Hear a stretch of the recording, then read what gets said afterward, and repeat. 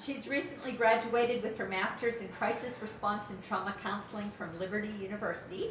She has been passionate about the topic of sex trafficking for the last 6 years and engaged in volunteering with several organizations since 2012.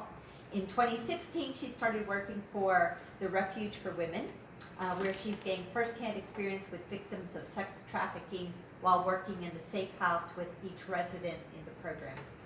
Her lifelong goals include creating a safe environment for people to heal and to educate the community on the impact each individual can have on the demand of sex trafficking if they take a stand and make a change. So Jessica, thank you. Thank you. How are you guys doing? Good. I know it's a heavy topic. I loved everything you said. It's very well done. I know it's hard. It's a very challenging topic. So like she said, I'm Jessica. I recently graduated with my master's. I have a real heart for this ministry, and this is my lifelong goal, to just do this and help victims and then also bring awareness. So I'm going to talk today a little bit about the effects of pornography and sex trafficking and how they kind of go together. I'm going to go over a little bit about Refuge for Women if you want to go to the next slide. We have 3 phases in Refuge for Women. The first one is about 6 months, and it's all focused on healing. So a lot of these ladies who are coming into our safe house are dealing with a lot of trauma. They've been through a lot of the things that Jill was just talking about. And so we focus the first 6 months on rehabilitating them, kind of bringing them back into a normal view of life, what normal life would look like. And then in the second phase, we have job employment and some life skills. And we kind of go through financial peace with Dave Ramsey, which some of y'all might be familiar with. We help them find jobs. And then after they found jobs and they've saved some money, we have an option for aftercare, which is 3 months, which they can kind of stay in the program for another 3 months, kind of build that savings account so they can go back and flourish in life. So that's kind of what Refuge for Women is all about. We have 4 houses, I think, currently open in the United States. We're based out of Kentucky, and we're looking to open more. So it's an amazing organization. So I was kind of praying about what I wanted to share with you guys tonight, because I know pornography is a hard topic as well when it comes to human trafficking and sex trafficking. And I kind of came up with 5 questions that I want to answer for you guys tonight. Go to the next slide. It's, what is pornography? How does pornography affect me or an individual? How does pornography affect my community? Can I watch pornography and not contribute to sex trafficking? And then, is pornography an issue in the church? Go to the next one. So I had looked up some definitions of pornography, because I think sometimes we have an idea of it in our head, but what is the actual definition? And a few of them are the depiction of erotic behavior in pictures or writing intended to cause sexual excitement, materials that depict erotic behavior and intended to cause sexual excitement, and the depiction of acts in a sensational manner so as to arouse a quick, intense emotional reaction. And 3 things that kind of stick out to me in this, well, 2, is it's meant for sexual excitement and emotional reaction. And so it's not just a physical thing, it can be an emotional thing as well. And so earlier we were talking about the definition of sex trafficking. You can go to the next one.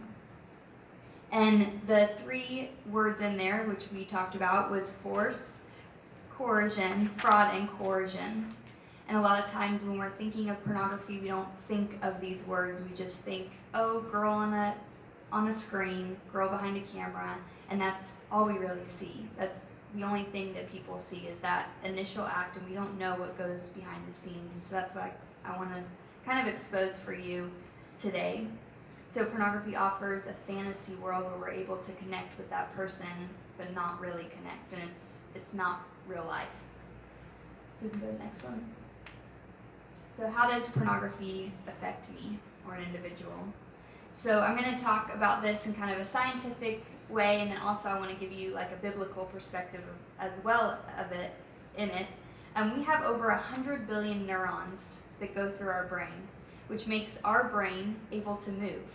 And you might have heard this, that our brain creates ruts when we do things and roadmaps in our mind to be able to, that we follow. Our bodies kind of react just naturally because we've created these things in our mind.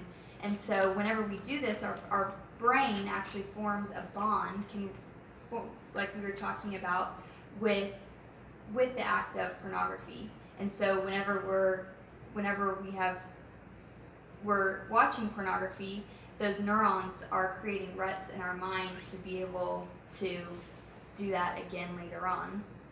And so if you go next, if you've heard a lot about sex addiction, pornography addiction, a lot of people will say, well, I'm not addicted to porn. I just watch it. I'm not addicted to porn. And that actually is a lie, because if we look at it scientifically, these are the different hormones that are released during pornography, and they are the same hormones that are released during a high in a drug addiction. And so we have dopamine that creates a state of tension and focus, but it's also the feel-good hormone. So like when you've had your favorite piece of candy and you just feel great, then that's what's released. And then you've got, this is a hard one, norepinephrine, I think I'm saying that right, creates alertness. And then we have oxytocin, which creates a bond to what you're seeing. And then we have a natural opiate that is released, and that's a sense of euphoria. And then serotonin, which is calmness. And so subconsciously, these are being released in our brain while porn is on the screen.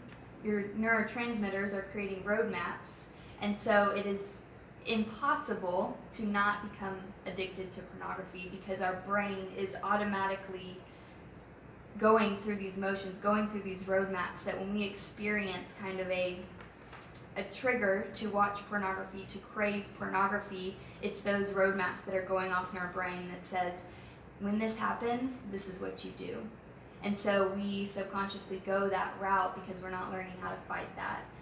So if you want to go to the next one, there's the scripture in James 1:12-13 that says, God blesses those who patiently endure testing and temptation. Afterwards, they will receive the crown of life that God has promised to those who love him. And remember, when you are being tempted, do not say, God is tempting me. God is never tempted to do wrong, and he never tempts anyone else. Temptation comes from our own desires, which entice us and drag us away. These desires give birth to sinful actions, and when sin is allowed to grow, it gives birth to death. And so this is kind of, if you want to go to the next slide, the cycle, it's kind of small and blurry, sorry, of temptation that we see whenever we're dealing with porn. And that it starts with a desire. So desire, maybe a lot of times whenever people run to pornography, they're looking for something. God created us to be addicted, but he created us to be addicted to him. He created us to want more, to be satisfied, but he created it in him. And Satan has used that, the enemy has used that to turn our eyes away from really that God-given desire, but we replace those things with worldly things. And so whenever something happens, say you want to be loved, pornography can make me feel loved. I want to be rewarded, I want to be acknowledged, pornography can make me feel acknowledged. I want to feel in control, pornography can make me feel in control. And so when we're living in chaos and we're not running to the person who satisfies us the most, we're often looking for other things, and so we will run to pornography sometimes. And so we have that desire and that trigger and those thoughts. And then we have the enticement. So, oh, I know that makes me feel that way. And then we start thinking about it, we start conceptualizing about it, and the sin in our heart starts to give birth in a way. And then we give birth and we sin, and that causes death. And that death is an internal guilt and shame that comes in that cycle. And so once you've gone through that cycle and now you're at death, you're experiencing shame and guilt, and it never really fulfills the way it's supposed to. And so if you have shame and guilt, then you often feel unloved, unworthy. Who am I? God doesn't have plans for me. I'm not good enough, and we start the cycle again. Well, I might as well just go back to this. If a lot of it is if then this. So if I don't feel loved, then I'm going to run to this. If I don't feel in control, I'm going to run to this. And we don't really stop ourselves to think, oh wait, maybe there's something that can satisfy me more. So if you want to go to the next one, we'll talk about how pornography affects our community. And I kind of have a smaller map, the one that she put up from the Polaris Project. Oh, in their class? No, yeah, we could go to the next one, sorry. So how does it affect my community? The slide's kind of, that question was very small up there. It went off. So Texas is ranked number 2 in the nation for calls from the human trafficking hotline number. So if we think that, Texas is this great conservative Republican state, we're just amazing, but we actually are the second for human trafficking cases. So it is right in our backyard, it is in our community, and you can see, if you can, it's hard to see Texas is in there, but we've got Dallas, we've got Austin, San Antonio, and Houston are those big red dots, and so those are the places that human trafficking is happening. And those who watch porn are actually 31% more likely to blame a rape victim for sexual assault. So if you think about it in context of our community, if people are watching pornography, then they're more likely to be blaming the victims of rape as well. And then 22% are more likely to commit sexual crimes. So if we're watching pornography, then we're more likely to have sexual crimes against people in our community as well. And then also it just divides relationships. And so whenever you don't feel loved, whenever you don't feel worthy, then you don't feel worthy to be in relationship with other people. And so it divides. It causes marriages to break. It causes you to pull away from even just your community in general, not just your spouse or those close relationships. So, go to the next one. So the big question that I'm answering is, can I watch porn and not contribute to sex trafficking? And I actually want to give you 2 stories of 2 girls. They're true stories, but the names are changed and the pictures are not these girls, but I just wanted to put a face to the story. So if you want to go to the next slide, I'm going to start with Anna. So Anna is 23 years old and she dreams of being a model. That's what she's wanted to do. She's moved to California because she can find some really great modeling agencies. She's struggled, but this is her dream and she really wants to go for it. So she's called from this modeling agency to come in for an interview. And so she's very excited. She's probably on high emotional alert, just really excited. This might be it. She walks into the interview and she's handed a few drinks. And then after some conversations, she's asked to take some topless photos. And she questions this at first, but then she's like, well, I want to be a model, so maybe this is just what I need to do. She's maybe not thinking fully in that moment. So in this article that I pulled the story from, she says, once I arrived, they took her identification, and she says everything was a blur after that. So she was drugged, she was sexually assaulted, and she was forced to work in the porn industry. And her identification was taken from her.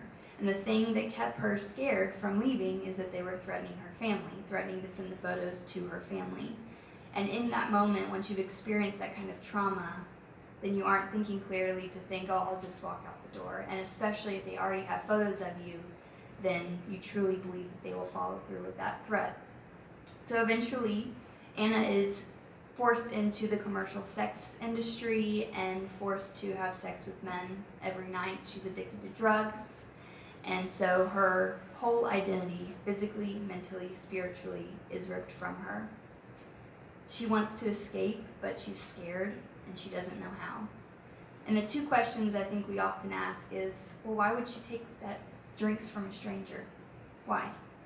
And I think in that glamorous world, you think, oh, it's a drink, it's a modeling agency, this is just what we do. And so she takes the drink. The second question is, well, why in the world would she pose topless for these photos? It's been her dream for a very long time to be a model. And in that moment, she thought, I've got to do this so that I can accomplish my dreams. So while Anna, on the other side of the screen, is being drugged, forced to perform these acts, all you have to do is click play, watch Anna, and then walk away from your screen, and that's it. Then we can go to the next one. This is Stephanie. Stephanie is 16 years old. Much like we were talking about earlier, she comes from a single parent home. She has a mom, and that's it. Mom's not there a lot. She has a fake ID that says she's 19 years old. She goes out with friends a lot and parties, and she befriends this guy who's a little bit older than her, and he says, hey, I can get you in some music videos. You can get paid for these music videos, and what 16-year-old girl doesn't want to be in a music video and get paid for it? So one day she is dropped off at a warehouse near Miami International Airport, and she goes in and she says here it started off being like college videos, like tailgating, wasn't sexual at all. She made $100 that night, and that was it. And she came back 6 days later, and all of a sudden it looked a little different. There were multiple women in the room. The producer, the director came and gave her some pizza, and what she didn't realize is that would be the last normal thing that she had was that pizza. And she was paid $300 the first time to perform some sexual acts, $1,000 the next time, $3,000 for more. And at 16, that's a lot of money. And when you're already, we talked about that grooming process, when you're being groomed, you're not really thinking straight in that moment. And she said, I never thought I could do something like that.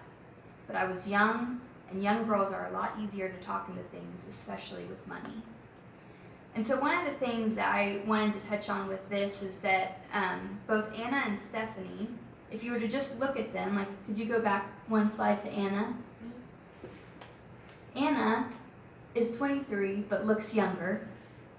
And then Stephanie is 16 but looks a little bit older.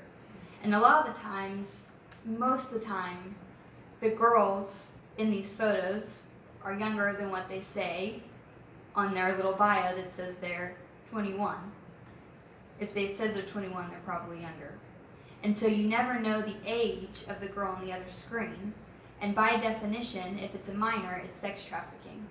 So if a minor is being forced to perform acts on screen, then it is sex trafficking. So yes, well, actually, no, you cannot watch porn and not contribute to sex trafficking.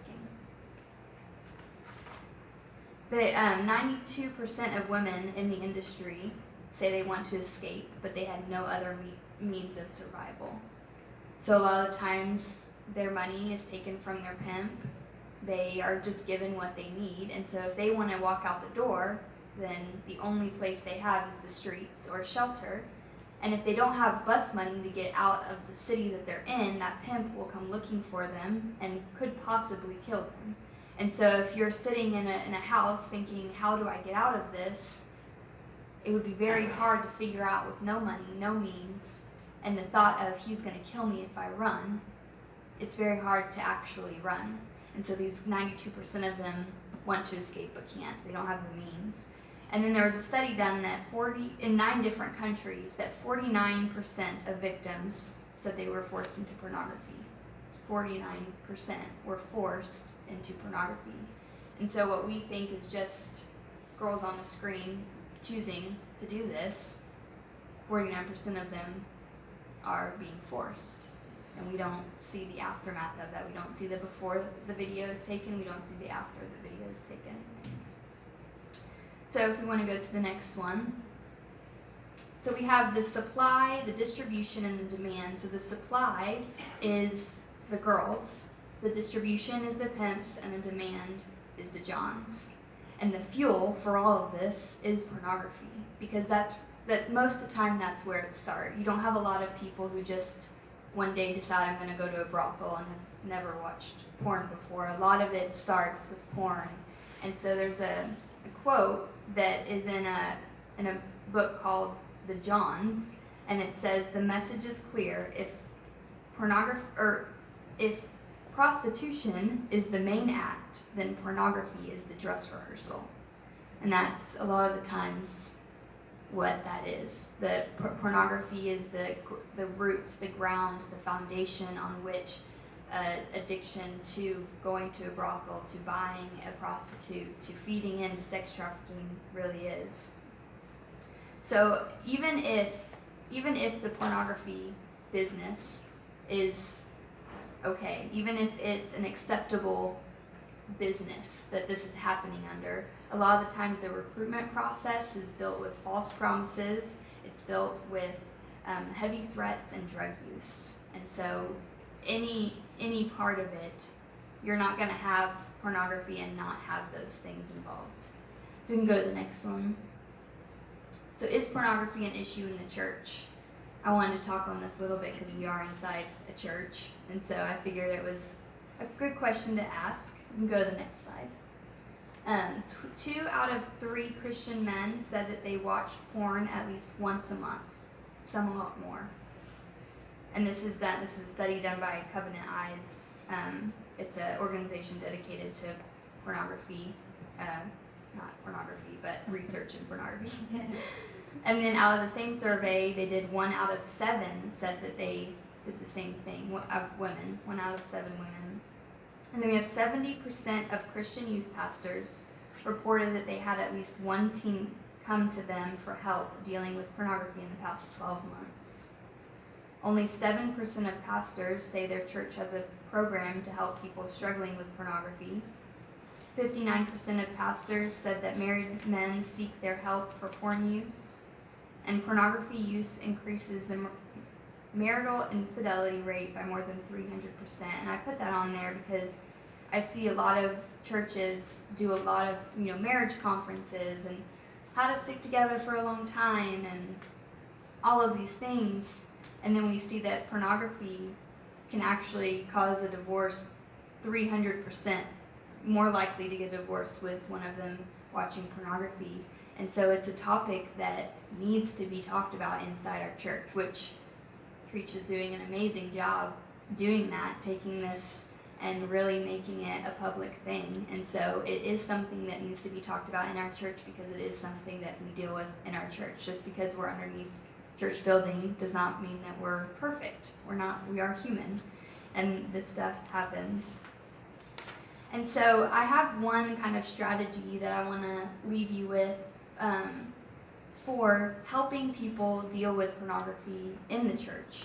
And that's 2 Timothy 2:22, which says, "Run from anything that stimulates youthful lusts. Instead, pursue righteousness, righteous living, faithfulness, love, and peace. Enjoy the companionship of those who call on the Lord with pure hearts." And the strategy here is run from, run to, and run with. So what do you run from? The things of this world. So when you're in front of the TV or the computer, and you're faced with the decision, we're running from it. We're running from it, but what do I run to? Jesus. He is the ultimate satisfaction for our needs. And then who do we run with? And I think it is so important that whether you're dealing with pornography or you know someone who's dealing with pornography, that we run with people and we come alongside them and we help them through that process. Because if you have been involved in any sort of recovery, addiction, anything, you know that you cannot do that alone. It is nearly impossible to get through an addiction alone. And so do not be ashamed to get help. Do not be ashamed to help, or have mercy to help. Don't have a judgmental eye, because we all have our faults and we all have our failures. And so I think it's important to know how to walk with people who are struggling with pornography, because if we don't know how, then how is it ever going to change?